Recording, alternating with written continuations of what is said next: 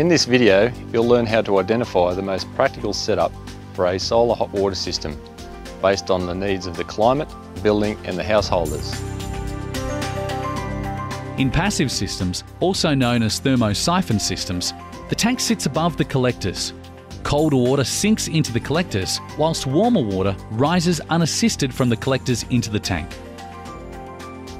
The tank may sit on the roof with the collector, a close coupled system, or within the roof cavity above the collector, a gravity feed system. With these systems, the roof support structures must be strong enough to handle weights of up to 800 kilograms. Active systems use a small pump to move water between the collectors and the tank. The location of the tank can be within the roof or on the ground. Each type of system has advantages. A passive system is space-saving and is easy to maintain with no moving parts. An active system is unobtrusive, lightweight, can use an existing tank, and the tank can be located closer to where hot water is used, reducing heating loss in pipes, but the pump uses some energy. There are two collector types to choose from: flat plate and evacuated tubes. Evacuated tubes have the advantage of receiving perpendicular radiation for a greater part of the day. This, combined with their vacuum insulation, means good winter performance. Flat plate collectors, particularly if purchased as part of a closed couple system, can be more affordable than evacuated tube collectors.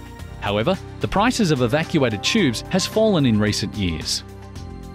Collectors should ideally face true north in a shade-free position. Facing the collectors 45 degrees from the north will result in only minor reductions in performance. The ideal inclination is the angle of latitude plus 5 to 10 degrees. Sydney's latitude is 33.5 degrees, so an ideal angle of inclination would be around 40. However, plus or minus 15 degrees would still provide adequate performance. If your collectors face due east or west, the lower the angle of inclination, the better.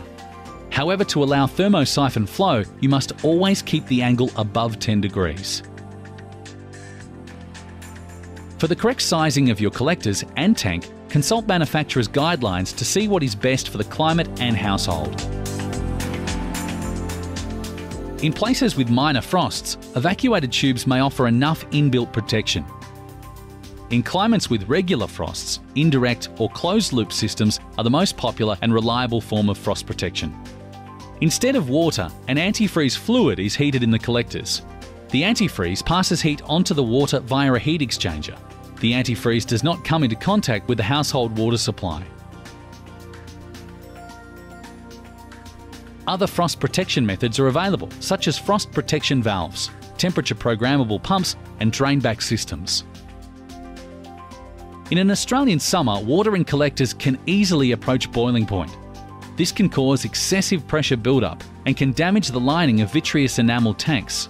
The Australian standards state that solar hot water systems must provide over-temperature protection without draining water, so a temperature pressure relief valve is not enough. The most common way to prevent overheating in the tank is by automatically stopping the circulation between collector and tank when the tank water gets too hot. This can be done using a solar control valve or a temperature-controlled pump. See the fact sheet on the Trade Secrets website for more information about how to control for frost and overheating. The solar hot water system will require boosting at some times of the year. Electric boosters use a lot of power, so make sure the booster is controlled by a manual in-house switch. This switch should include a light to indicate when on. Boosters which have no in-house switch or are permanently on are wasteful, as they often heat water to 60 degrees, water which would otherwise be heated by the sun. When advising the householder on their energy tariff options, explain the pros and cons of each option. A regular tariff allows boosting at any time, but it won't lead to a reduction in their bills if their previous system was electric off-peak. Off-peak will be cheaper, but may not fit the hot water usage patterns of all households. If available, extended off-peak or off-peak 2 is often a good compromise. Natural gas boosters have the advantage of lower emissions and running costs compared to electric boosters, and also aren't subject to time of use restrictions. Install a timer on gas storage boosters to ensure the gas does not heat water which would otherwise be heated by the sun.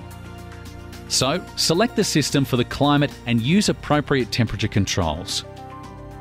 locate the collector and tank to maximise performance, install a manual boost switch, and connect to a tariff which minimise emissions and costs.